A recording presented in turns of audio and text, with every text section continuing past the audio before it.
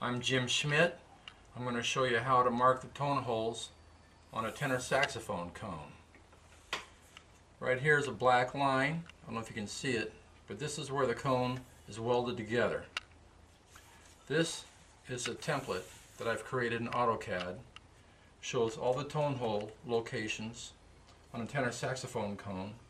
The measurements are from the small end to the big end.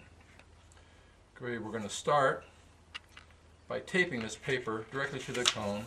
And we're going to put the edge of the paper right here along the seam line. Just use a piece of tape, tape it down. The same to the other end.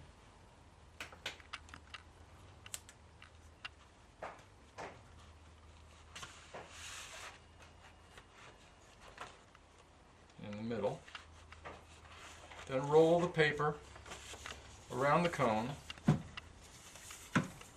so the edges join together right where the seam is.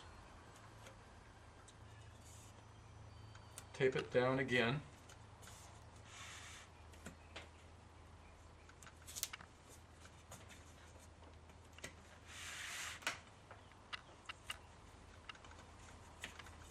Now, you've got a paper cone with all the tone holes on the paper.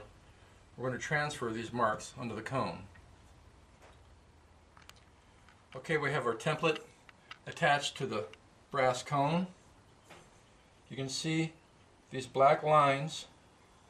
These are the target lines, or crosshairs. In the center, we want to put a punch in the center of the tone hole. Now, around the outside you see a red circle. Those black crosshairs intersect the red circle. You want to put a very light mark where the crosshairs intersect the red circle.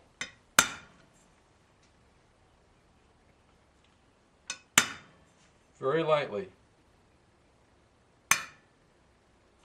You only need 4 of those around the outside. Again, the next tone hole. Put a heavy punch mark in the very center, and on the red circle where the black lines intersect, very light, just enough that you can see.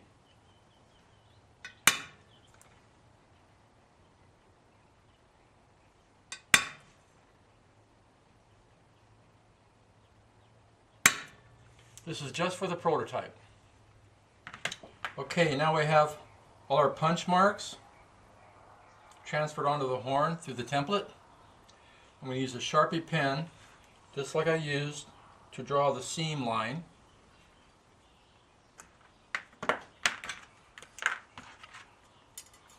I'm going to join the punch marks with this Sharpie pen.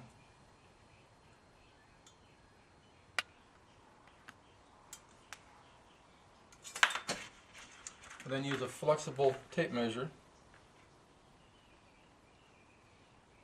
for the other direction.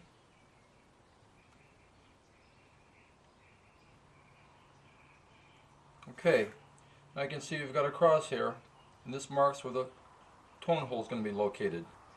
Now, these punch marks on the outside were located at the red circle. You don't want these to be too deep, because these are going to show later when the horn is finished. But these crosshairs are going to be necessary to locate the tone hole in the correct position. So go ahead and draw your crosshairs all up and down the cone.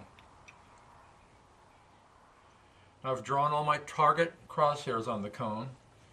Each crosshair marks the center of a tone hole.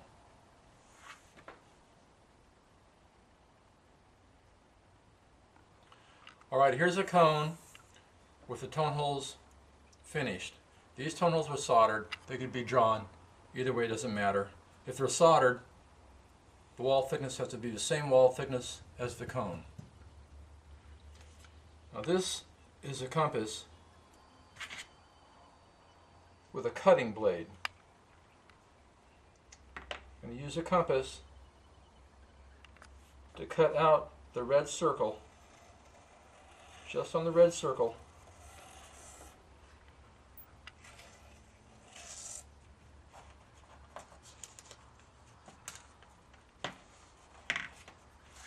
Then we're going to lay this over the cone, like I showed you before. And this is an easy way to check the accuracy of the tone hole locations. I'm going to wrap it around and tape the edges, like I showed you before. And you can check the accuracy of the tone hole locations. Now it's very important that they be located accurately along the axis of the cone, because that will affect the pitch of the notes.